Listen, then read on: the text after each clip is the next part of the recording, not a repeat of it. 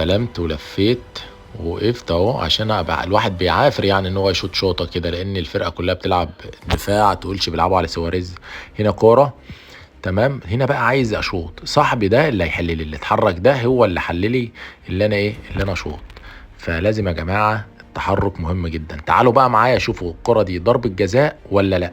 طبعا ده المهاجم بتاعنا وده الحارس طلع قتله وما اتحسبتش عادي. وبعد ما خلصت تعالوا بقى اوريكم المتعه بقى.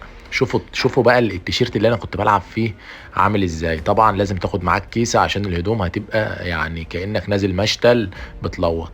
ده التيشيرت زي ما انت شايف، التيشيرت كده اهو جميل، معلوش الا طبقه طين خفيفه. عندك الشورت طبعا لازم تاخد برش كده جميل. عندك بقى الكوتش مش هقولك يعني بينزل كده بيطلع طين. عندك الشراب اكيد طبعا. فيا جماعه اللي عجبه الفيديو يا ريت ما ينساش المتابعه ولايك وشير حبايب.